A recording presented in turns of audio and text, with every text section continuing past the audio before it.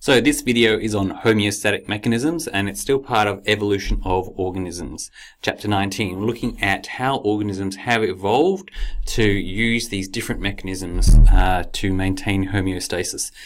This time we're going to get a little bit more complicated. We're going to go into some of the details of the different systems and how they work, and also the combination between the nervous system and the endocrine system, how they can work together in controlling body temperature, metabolism, blood sugar, breathing, all those other things. So let's have a dive into this. So just a reminder that even though they are a bit complicated and they seem like different things, they're all basically working on the same principle of negative feedback loops. So just an overview of that is that some sort of imbalance is caused by a stimulus that tips out homeostasis. That change is detected by receptors. Now these might be sensory organs or receptors looking at internal or external change in or to the body.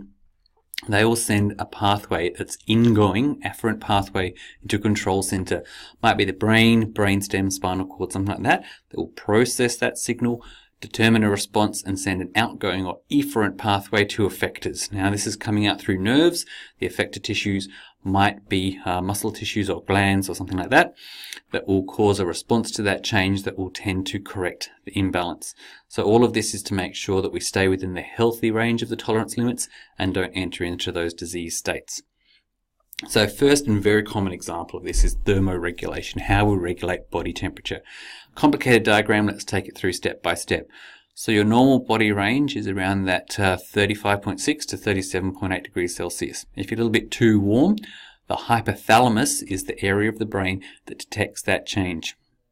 That's then going to send out some signals to some different tissues to try and correct the change. So one might be sweat glands, secrete perspiration, that's going to lower body temperature by evaporation, or out to the capillaries here to dilate those surface capillaries, more blood to the surface, that will tend to decrease body temperature.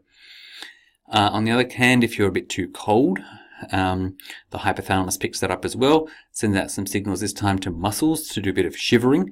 That increases the metabolism there, creates some heat, and increases body temperature, or will constrict those surface blood vessels, and the blood, instead of going to the surface where the heat can be lost, will stay within the core of the body.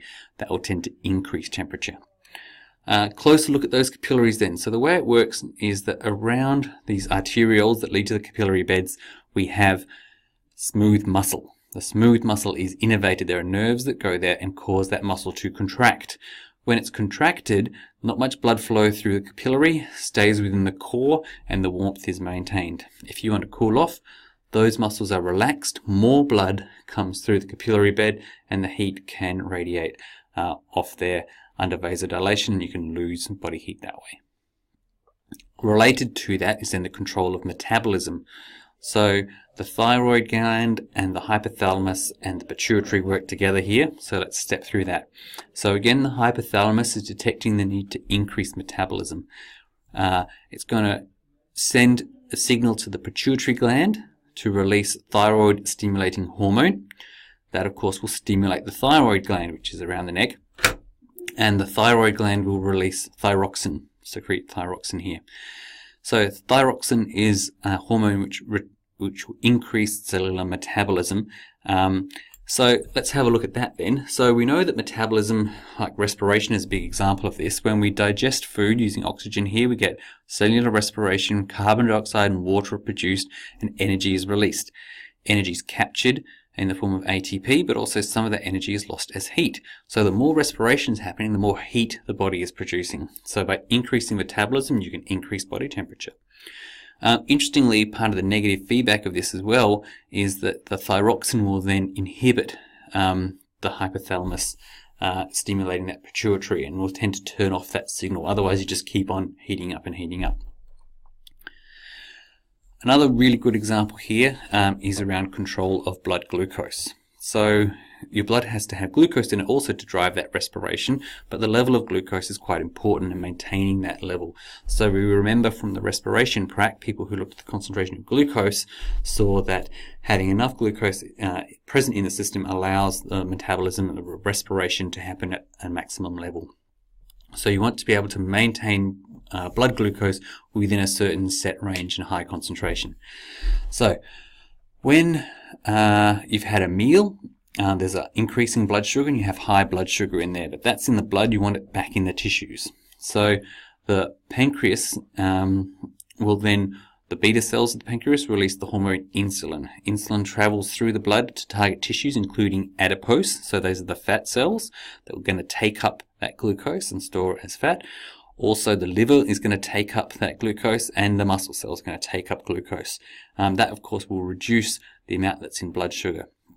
So there's excess glucose, lots of tissues in the body will take up that glucose and store it or use it. But if you've taken up too much, or if you've done exercise that's reduced the amount of blood sugar, or it's a long time between meals, then the pancreatic alpha cells are going to release a different hormone called glucagon. And glucagon will travel to target tissues, particularly the liver. And the liver breaks down glycogen and releases glucose back into the blood sugar, raising that. So just a reminder about what glycogen is. So here's glucose, which is the monomer, and glycogen is a polymer. So it's a macromolecule that's a polymer of glucose. Lots of glucose molecules covalently bonded together. The liver has enzymes to break down that glycogen and release lots of glucose. So that's how the body stores glucose. And of course, release of that will bring you back up to normal blood sugar levels. And clearly diabetes is one of the main symptoms is the blood sugar is too high, which is why you do the needle prick test to check your blood sugar level. And it's because either there's been damage to the beta cells, that's type 1 diabetes, where there's not enough insulin being produced, and so the cells don't take up that glucose, or in type 2 diabetes, even if the pancreas is producing insulin, the target cells aren't responding to it. So diabetes is caused by a breakdown in the signaling between the pancreas and the tissues that are meant to be taking up glucose. Last example here is around carbon dioxide, brain pH, and breathing. So if you haven't taken a breath for a while, your respiration's been going on, making lots and lots of CO2, that builds up in the blood, and that will diffuse into the cerebrospinal fluid across the blood-brain barrier. CSF has the CO2 in it, and that will create hydrogen ions. Basically, the CO2 will combine with water to make weak acid, and it's going to decrease pH. So the lowered pH of the CSF is picked up by the breathing control centers here in the midbrain. They're going to detect that either we haven't had breath for a while, or done too much exercise, we need to breathe a bit harder.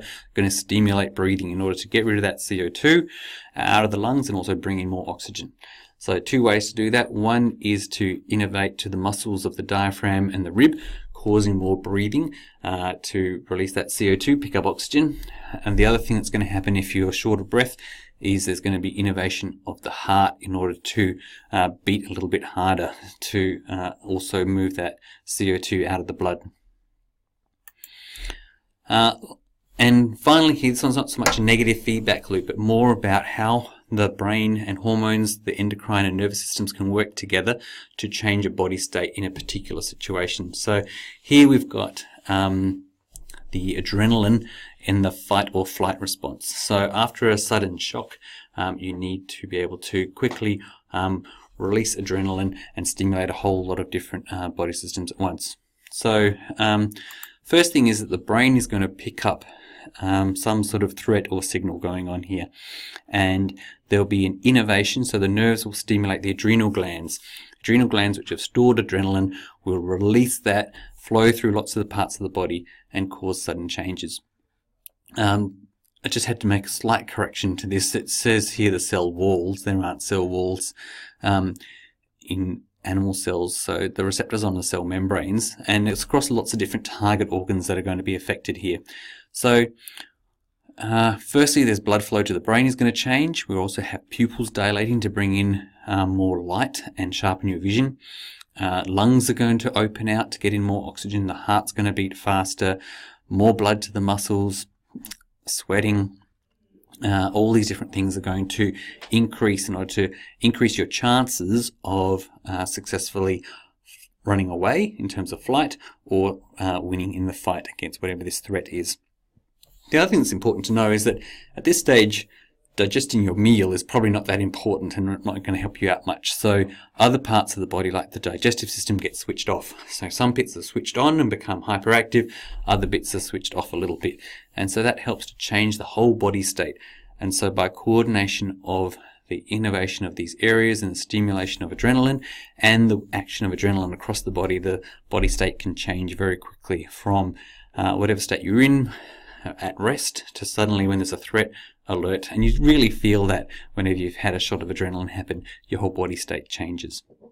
So here's some examples of how brain, hormonal system work together to regulate temperature, glucose, breathing, and body states.